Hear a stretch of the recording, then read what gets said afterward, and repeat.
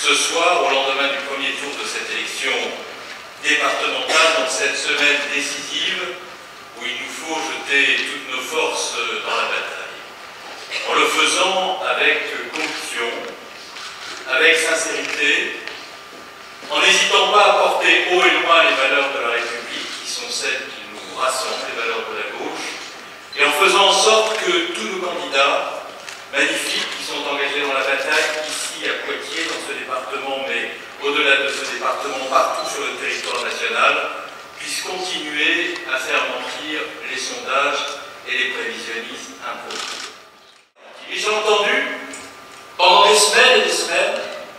que nous serions au-dessous de 19%, au mieux à 20%. Que le Front National se verrait confirmé comme premier parti de France, tangenté immédiatement, talonné immédiatement par l'UMP.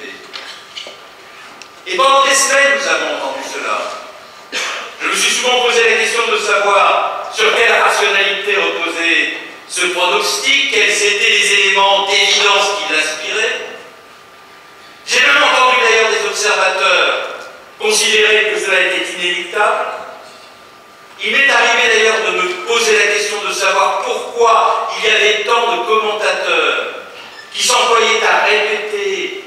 sans trêve ni pause, sans jamais s'enlacer,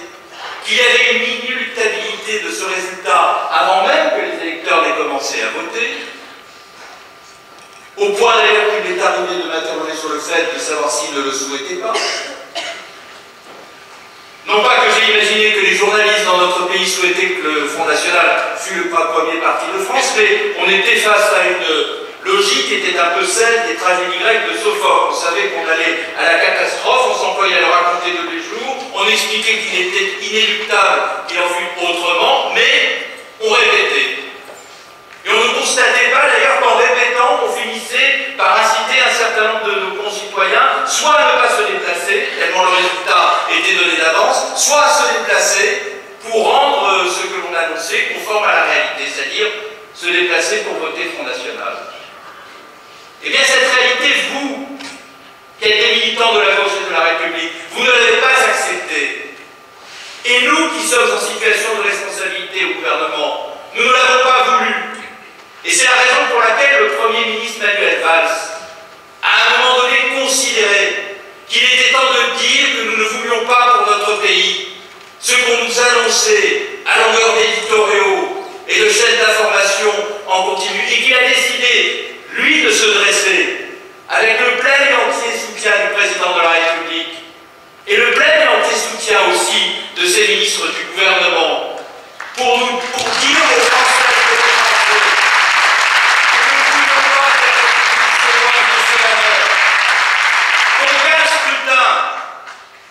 n'avait fait connaître ces résultats avant même que les électeurs ne se soient exprimés en déposant leur bulletin dans l'urne.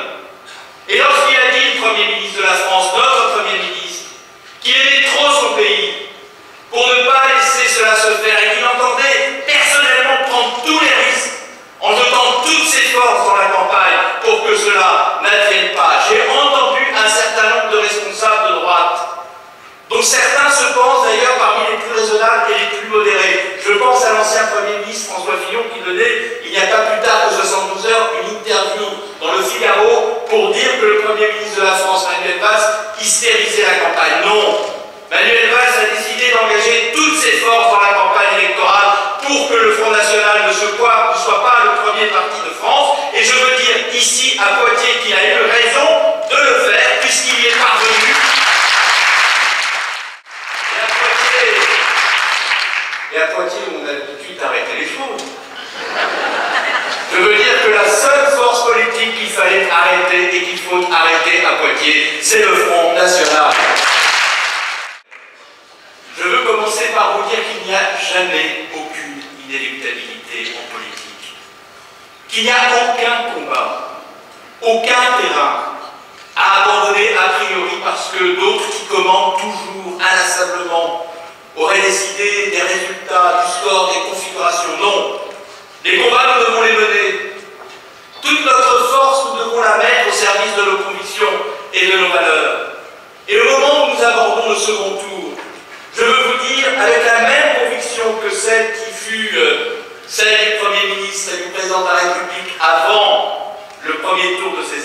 départementales. Je veux vous dire avec la même conviction que le résultat du second tour n'est pas donné ni dans ce département, ni dans tous les autres de France, et que tout dépend de notre mobilisation, de la vôtre, de celle des Républicains, de celle des femmes et des hommes authentiquement à gauche, qui croient au progrès, qui croient à la solidarité, et qui ont besoin de départements qui investissent dans les écoles, qui investissent dans la numérisation, qui investissent dans les transports en commun, qui investissent dans la solidarité au profit des personnes âgées. Donc, dans la semaine qui vient, mobilisons-nous pour la victoire. C'est possible, elle est là, elle nous tend les mains, et nous pouvons avoir notre pays.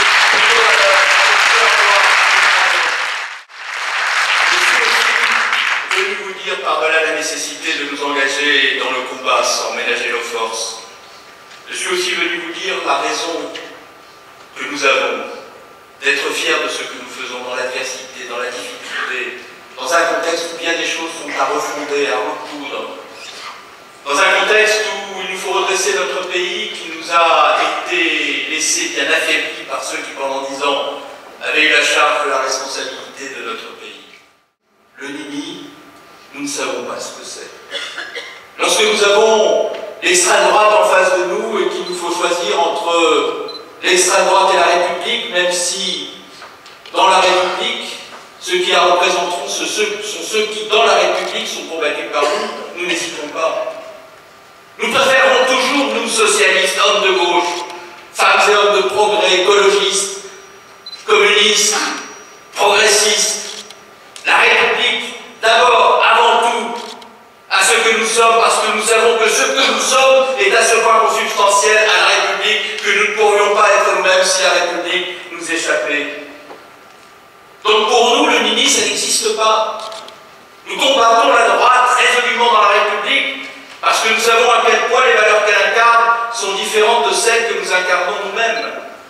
Mais lorsqu'il s'agit de sauver la République, nous préférons toujours le rassemblement des Républicains plutôt que le combat de ceux auxquels nous nous opposons dans la République pour laisser la République s'abandonner aux factieux. Et moi je veux dire aux responsables de l'UMP, notamment à son président Nicolas Sarkozy, que préconiser le Nini lorsque le Front National est à un tel niveau de score, à force de démagogie et de mensonges, j'y reviendrai dans un instant, ne pas choisir entre ce que nous sommes, c'est-à-dire d'ardents républicains, certes, qui sont susceptibles de ne pas penser comme lui sur tous les sujets, et c'est le cas. Ne pas choisir entre nous qui sommes d'ardents républicains, attachés à la solidarité, à la laïcité, à la fraternité, au vivre ensemble, et à ceux qui, à l'extrême droite, minent toutes ces valeurs tous les jours par leurs mensonges et leur démagogie. C'est une faute politique et morale.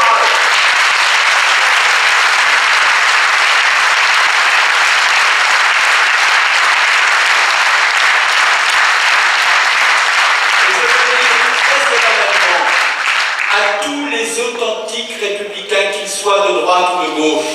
et il en est un très grand nombre, et une majorité à droite, et il nous faut le reconnaître, que dire ni les socialistes, ni la gauche, ni le Front National, ça revient à dire à la fin, ni la République, ni la République. Voilà ce que on ne peut pas se séparer de ce qu'est l'histoire de nos grands ancêtres, qui ne sont pas d'ailleurs tous de grands illustres, qui sont des militants de la lutte de l'enseignement, des militants laïcs, des militants de notre organisation politique, des militants du monde associatif.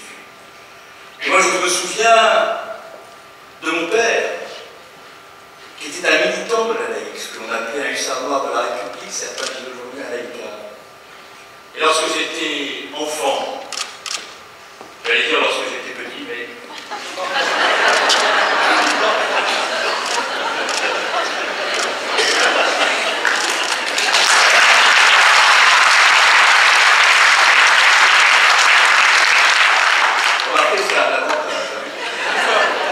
Ça me permet de parler à Nicolas Sarkozy.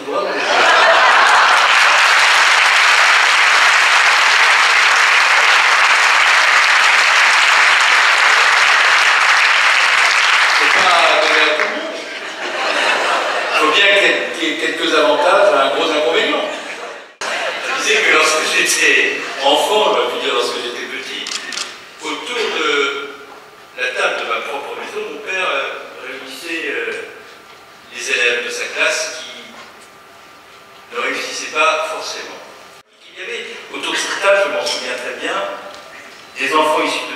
catégories sociales, des enfants qui étaient issus de confessions religieuses différentes, et qui ne se posaient pas la question de savoir d'où ils venaient, ce qui les différenciait. Ils ne se posaient même pas la question de savoir si un jour ils auraient à s'opposer les uns aux autres, et qui n'étaient unis les uns aux autres que par une idée, celle de pouvoir apprendre et de pouvoir savoir, parce que la figure de l'instituteur était une figure qu'on respectait, c'était une figure marquante, c'était une figure à laquelle on n'osait pas résister, et l'on savait qu'à travers l'école, on finirait par être liés les uns aux autres par le libre arbitre, la libre conscience, c'est-à-dire cette liberté que nous offrait l'école dans le respect de nos enseignants et qui faisait qu'à la fin, fondamentalement, nous étions des citoyens libres de choisir pour nous-mêmes nos appartenances philosophiques et religieuses.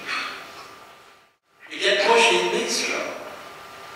J'ai aimé fondamentalement que l'on puisse penser que dans la République, le vivre ensemble était le but, l'objectif inéluctable auquel l'école nous préparait. Et j'ai toujours, comme beaucoup de militants qui sont dans cette salle, considéré qu'il fallait sans doute mettre beaucoup d'énergie à atteindre ce but de l'unité, de l'indivisibilité de la République, qu'il y avait sans doute beaucoup d'énergie à mettre pour faire partager la valeur de laïcité, et qu'à la fin, quand on l'avait partagé, ensemble on était plus fort parce que le vivre ensemble était le ciment qui nous unissait les uns aux autres. Alors oui, la laïcité, je l'ai, comme beaucoup d'entre vous, comme une valeur éminemment républicaine dont on a besoin dans la République, c'est le droit de croire ou de ne pas croire.